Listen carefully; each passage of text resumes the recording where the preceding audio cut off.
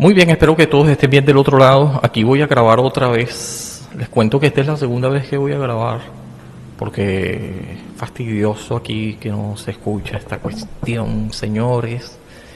En la grabación anterior hablé de todas estas cosas. Me toca decirlas otra vez. Justamente voy a hablar del peso más pesado. Esto tiene que ver con el aforismo 341 que podemos leer en la obra de Nietzsche, La Gaia Ciencia. Nietzsche tiene diferentes obras. Entre ellas está también Así habló Zarathustra. Siempre se me enreda este nombrecito, ¿no? Pero el aforismo 341, que es el que les voy a decir, y que más tarde vamos a hablar de ello un poquito más en cuanto a su significado, si queremos conseguir un significado en esto. Hay muchos autores que han escrito al respecto, así que no es algo y yo me lo he inventado. Friedrich Nietzsche, en La Gaia Ciencia, aforismo 341, dice tal cual: suponiendo que un día o una noche, aquí lo estoy leyendo tal cual, un demonio te siguiera a tu soledad última y te dijera, esta vida tal como la has vivido y estás viviendo, la tendrás que vivir otra vez, otras infinitas veces, y no habrá en ella nada nuevo, sino que cada dolor y cada placer y cada pensamiento y suspiro y todo lo indeciblemente pequeño y grande de tu vida te llegará de nuevo, y todo en el mismo orden de sucesión. También esta araña y este claro de luna entre los árboles, y este instante y yo mismo, el eterno reloj de arena de la existencia, es dado la vuelta una y otra vez, y tú con el polvillo de polvo, suponiendo que así te hablara un demonio, sigue diciendo, ¿te arrojarías al suelo rechinando los dientes y maldiciendo al demonio que así te habló? ¿O has experimentado alguna vez un instante tremendo en el que contestaría, eres un Dios y jamás he oído decir nada tan divino? Si esa noción llega a dominarte, te transformará y tal vez te aplastará. La pregunta ante todas las cosas, ¿quieres otra vez, infinitas veces? ¿Pesaría como un peso más pesado sobre todo tus actos? O si no, que categóricamente tendrías que llegar a decir sí a ti mismo y a la vida para no aceptar nada más anhelosamente que esta ratificación última. ¿Eterna? Es una pregunta. Al final, no solo tanto la pregunta, pero sí lo es, aunque no lo crean. Esto lo escribió Friedrich Nietzsche, como ya les decía, en La Gaia Ciencia. Ahora, todo esto que acabamos de escuchar tiene implicaciones, ¿no? Si es que nosotros vemos la vida de una manera u otra, ¿cuál es la actitud? Es una cuestión de actitud. Abrazar la vida, decirle sí a la vida. Hay una película de Jim Carrey que es una sátira, creo yo, de esto, ¿no? Decirle sí a la vida. A lo bueno o a lo malo, es tu responsabilidad, diría Sartre. Entonces, lo que queremos con este experimento mental, que no es algo literal, no es que creamos exactamente así, ni siquiera Nietzsche lo expuso de tal manera, sino como un supuesto. Supongamos que, pero este supuesto tiene implicaciones de cómo vemos el tiempo. Si vemos el tiempo de manera lineal, creeremos que en el futuro estará destinado para nosotros una eternidad presente, el fin del tiempo, donde ya el espacio temporal termina, de modo que la eternidad en mira es la que nos ofrece, por ejemplo, las ideas judeocristianas y platónicas también, un mundo ideal, un mundo de las ideas, nos diría Platón, donde lo eterno y lo, digamos, inmaterial está evidenciándose en ese mundo ideal. Ahora, lo que sí es verdad es que si la idea de Dios, que más tarde Nietzsche diría en su otro libro, y también aquí lo asomó, así habló Zaratustra, y qué fue lo que dijo Zaratustra exactamente. Él anunció la muerte de Dios, y esto es algo que tiene consecuencias. Este Dios judeo-cristiano, este cristianismo, diría yo, este Dios que tiene una inicio, principio, fin, alfa, omega, y que tiene destinado un propósito. Si no fuera el caso, si con las teorías estas que en sus días estaban muy presentes de la evolución y esta idea de matar a Dios, estamos solos, entonces esto tiene consecuencias. Esta idea no ha calado por eso, porque si te niegas a la idea de que hay un futuro mejor y tiene que ver con un orden superior al orden humano, valga la redundancia, superior a cualquier posibilidad humana, es una idea trascendente, no inmanente.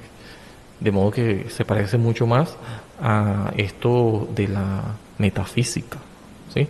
Si te quedas en el mundo físico tal cual como lo vemos alrededor, esta idea de un futuro mejor está completamente asumida como tu responsabilidad única y última.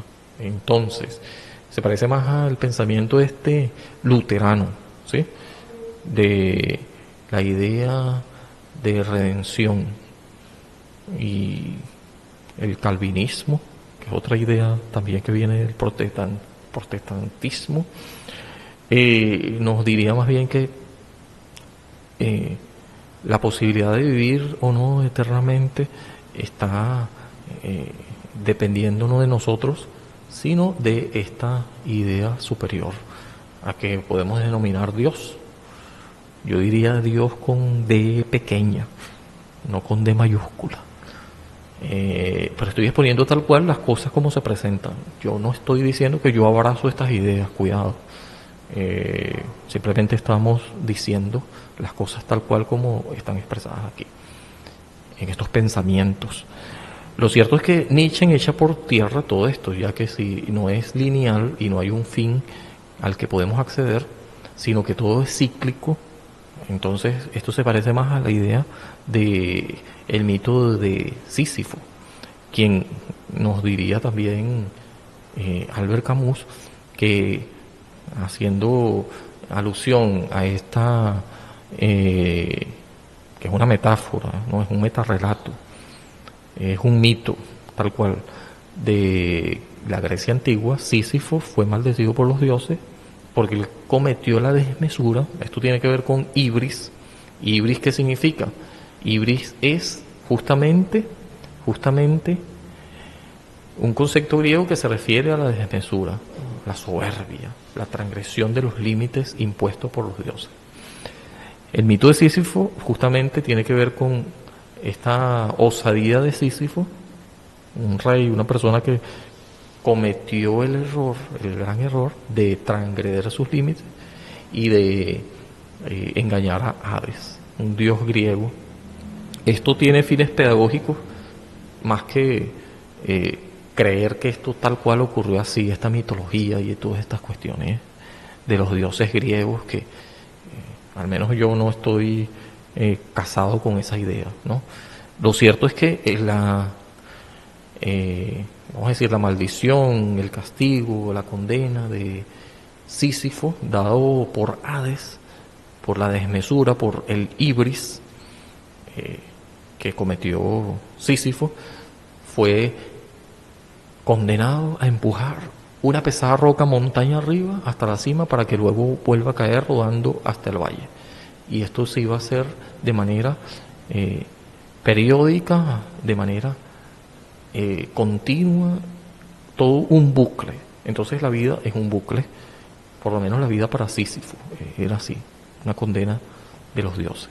El mito de Sísifo puede ser justamente una metáfora de la vida contemporánea, tal cual así lo escribiría Albert Camus, ¿verdad?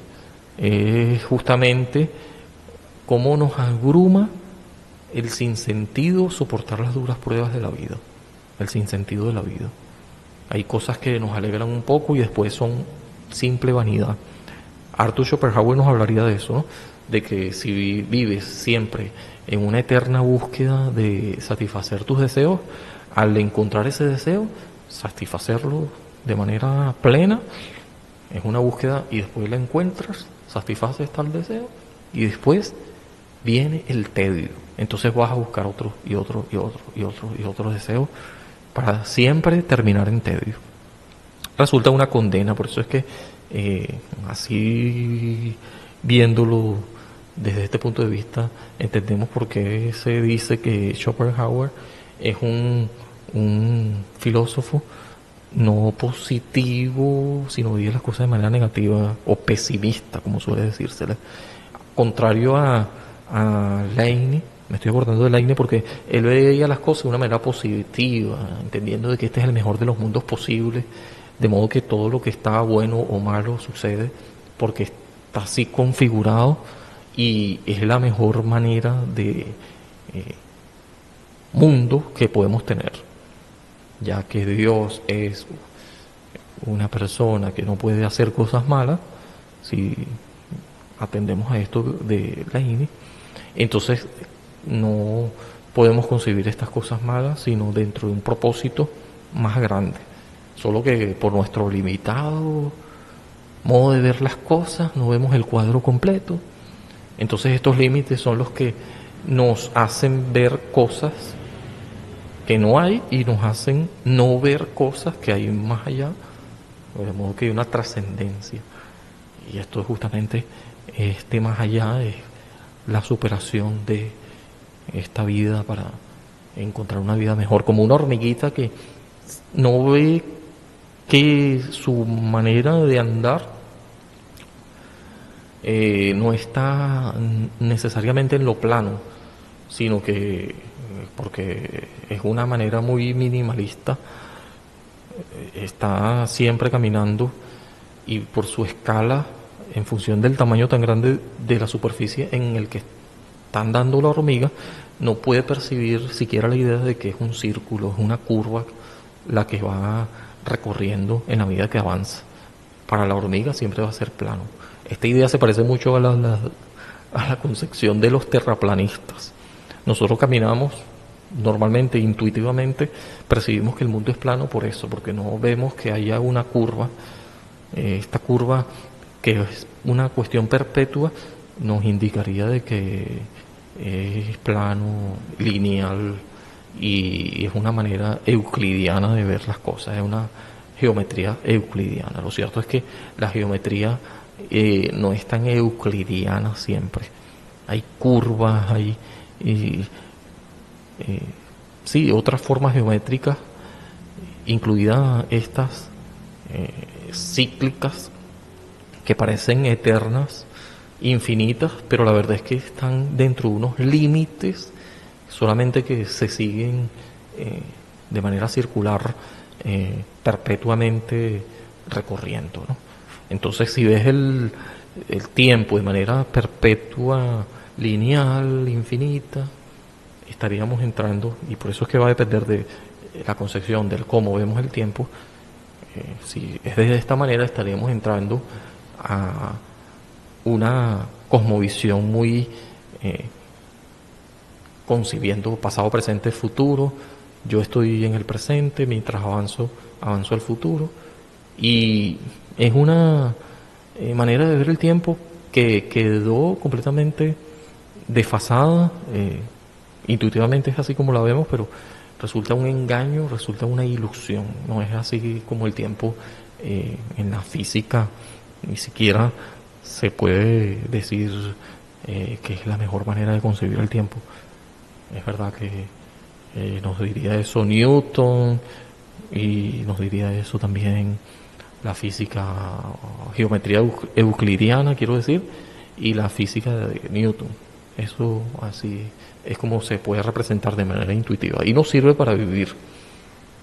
Es lo que podemos reconocer a través de los sentidos, dentro de nuestros límites, pero hay más allá, hay más allá. Pero lo que nos diría esta, ya les decía, la idea del peso más pesado es que si tú abrazas la vida, si usted abraza la vida y infinitamente ve de manera responsable de que lo que se va a repetir en la vida va a ser tal cual, entonces tendrías que tener más cuidado, uno tendría que tener más cuidado de cómo llevo mi vida. Entonces, si es que voy a maldecir a este demonio hipotético de esta metáfora o este experimento mental de Nietzsche, 341 de la Gaia Ciencia, que ya les leí, entonces uno tendría que decir con improperio, yo no quiero vivir esta vida, entonces tendrías que reaccionar y tratar de tener una vida donde puedas abrazar y decirle sí. Es completamente la responsabilidad de uno hacerlo. Entraríamos entonces en esta cuestión raciovitalidad de José Ortega y Gasset. Yo soy yo y mis circunstancias. De modo que yo tendría que ser el único responsable, como diría Sartre, a su manera y a su modo y en su tiempo, de mi vida. Así que, ¿hasta qué grado eso es así? Cabe destacar que la manera en que escribía Nietzsche, eso lo dije en el video que no se escuchó, eso es lo bueno de grabar otra vez, que tienes la experiencia del video anterior fallido. Pero bueno, ya para ir terminando, porque no sé por qué esto está fallando, sinceramente. El peso más pesado. ¿Qué peso? Tu vida es un peso. O más bien decides como Sísifo, dependiendo de... Claro, yo voy a llevar esta roca cuesta arriba y en vez de verlo como una derrota una y otra vez, lo veo como un éxito. Cada vez que yo subo esta roca cuesta arriba y llego a la meta, lo logré, para volver a empezar. Y así voy, repitiendo esto una y otra vez. Es un sinsentido, o más bien, dependiendo de la actitud, si abrazas la vida, como dice una línea que voy a leer aquí del fragmento, es una pregunta, la verdad, que categóricamente tendrías que llegar a decir sí a ti mismo y a la vida para no aceptar nada más anhelosamente que esta ratificación última y eterna. Es como una sátira, la película esta de Jim Carrey, de decir sí a todo. La voy a poner por aquí, no sé si ya lo mencioné. Bueno, decirle sí a la vida, sí a todo. No como una sátira esta de que irresponsablemente hasta a lo malo le vas a decir sí, sí, sí, sí, sí. Un positivismo absurdo, ¿no? Se trata más bien de aceptar lo bueno y lo malo y de reaccionar a aquello que dices que es malo para no repetirlo, mejorarlo, porque si se va a repetir una y otra vez esta forma de vivir que yo llevo, si ese fuera el caso, esto es algo hipotético, ¿no? Es una hipótesis. No queremos leer esto de manera literal porque la forma en que escribía Nietzsche era no un filósofo estructuralista que literalmente era así, no quería hacer eso de un entramado filosófico, no es eso de lo que se trata. Podemos percibir las ideas desde Nietzsche hasta qué grado y podemos percibir aquí lo que él mismo decía, un ejército móvil de metáforas, de metominias, de modo que esta idea de concebir la vida como cíclica, como un bucle infinito, nos llevaría a pensar de que tengo que ser más cuidadoso de ver cómo llevo mi vida. Y lo que es verdad, real, dependiendo de la realidad, que es subjetiva siempre, perspectivismo, otra idea de las ideas que podemos extraer de Nietzsche también es el perspectivismo, de modo que, claro, esto forma parte de una realidad, pero lo real, que es aquel choque, por ejemplo, con la muerte, nos llevaría a pensar, a cuestionarnos la vanidad de la vida, qué tanto nadar para morir en la orilla, o qué vano es haber estado satisfaciendo mis placeres y ya, qué vacío es todo lo que hice. No sé, estas preguntas latentes siempre requieren reflexión. Mucha gente no está dispuesta a detenerse a pensar en tal cosa porque no quiere. No quiere y ya. Siente que por pensar demasiado le puede llevar a una reflexión que no quieren afrontar. Entonces viven la vida y ya, ¿no? Sin querer saber demasiado. Porque es verdad que la propuesta de Nietzsche es inmanencia, ¿no? se decantaba por la trascendencia, sino por quedarse todo ahí en el mismo ciclo como único responsable del recorrido del bucle, cual piedra rodada cuesta arriba del mito de Sísifo. José Ortega y Gasset diría que eres el único responsable de tu vida. La raciovitalidad llevaría a pensar de que yo soy yo y mis circunstancias, de modo que está rodeado de un marco que probablemente yo no entienda el cuadro completo, pero sí entienda, o quiero pensar yo que es el caso, entienda lo más próximo, porque el ser humano hasta qué grado es predecible, ¿no? Hasta qué grado esta racionalidad compartida es capaz de lograrse, debido a que es verdad que cada quien tiene una configuración, sus propios problemas, su propia cosmovisión, de cierta manera eso es completamente cierto, por aquello del perspectivismo, también cada quien tiene una manera de ver las cosas y no es justamente así como tendría que verlas siempre, porque el cambio siempre es lo más probable. Pero el cambio va de esta manera en relación a la posibilidad de llegar a algún sitio. Se me viene a la mente aquí también esta cuestión de Aquiles y la tortuga, ¿no? ¿Hasta qué grado esta cuestión de perseguir algo y siempre va a haber la media, la mitad de eso?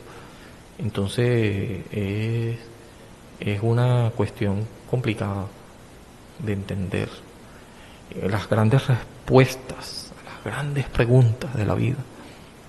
Entonces, claro, esto pudiera sonar así muy existencialista, y lo es, pero no estoy tratando de poner aquí un velo ante la realidad, ¿no? Es la realidad, lo real es que la muerte llega y qué respuesta hay, que hay una trascendencia y una vida después de la muerte.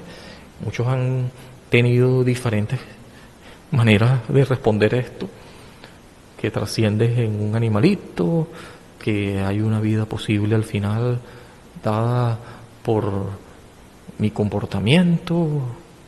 Es lo que nos diría, por ejemplo, la cuestión traída por el protestantismo luterano, o que simplemente responde a lo que Dios, los designios de Dios.